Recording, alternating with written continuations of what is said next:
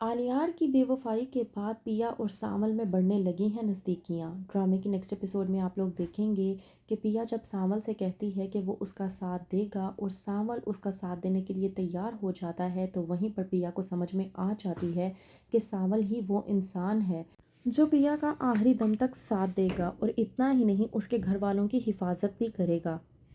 असलम जो एक बार फिर से अपनी बेटी पिया को समझाने की कोशिश करता है, तो वहीं पर पिया गुस्से में आ जाती है और कहती है कि आप लोगों के कहने के मुताबिक असल फसाद की जड़ मैं हूं ना, तो चलें ठीक है, मैं दुआ करती हूँ कि मुझे ही कुछ हो जाए। इस तरह आप लोगों की तमाम तर मुसीबतें खुद ही ख़त्म हो जाएंगी। असलम जो कि अपनी बेटी पिया से कहता है कि मैंने ऐसा कभी नहीं चाहा, ठीक है, अगर तुम चाहती हो कि मैं हर लिहाज से तुम्हारा साथ दूं तो मैं तुम्हारा साथ देने के लिए तैयार हूं, लेकिन मैं तुम्हें पहले ही बता दूं कि ये जंग लड़ना इतना आसान नहीं होगा। सांवल असलम और पिया को लेकर जाता है अपने साथ पुलिस स्टेशन।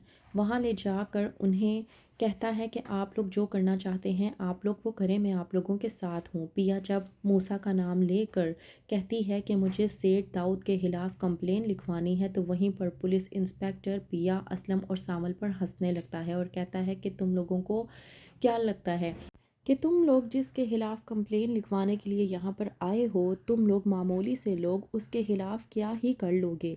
असलम जो कि समझ जाता है कि पुलिस हमारा कुछ नहीं करने वाली। वहीं पर दूसरी तरफ मूसा को मालूम हो जाता है कि सामल उसके खिलाफ हो चुका है और वो असलम और पिया का साथ दे रहा है।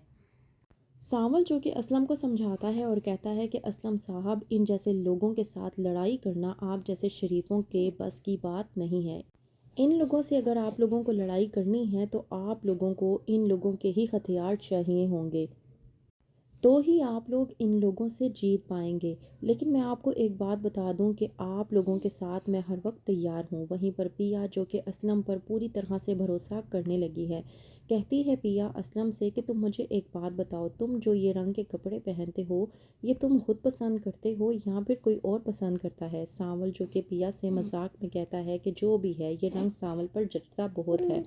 पिया सांवल की तारीफ करते हुए कहती है कि हाँ ऐसा ही है। वहीं पर सांवल वहीद को बुलवाता है ताकि उससे बात कर सके। वहीद को बताता है सांवल के क्या मामला है। वहीद जब कहता है सांवल से कि तुमने मुझसे दिल क्या मांगा, मैं तुम्हें अपनी जान भी दे दूंगा। असलम को थोड़ा सा हौसला हो जाता है कि सांवल के अलावा कोई और इंसान भी है जो हमारा साथ देने के लिए तैयार है। वहीं पर असलम आता है और आकर ज़किया को समझाने की कोशिश करता है, कहता है कि जो कुछ भी होगा उसके अंजाम को लेकर मैंने खुद को तैयार कर लिया है। मैं तुम्हें सिर्फ इतना कहना चाहता हूँ कि जो कुछ भी होने वाला है वो बहुत बुरा होने वाला है, तो बेहतर ये है कि उसका अंजाम सोच कर तुम खुद ही अपने आप को तैयार कर लो।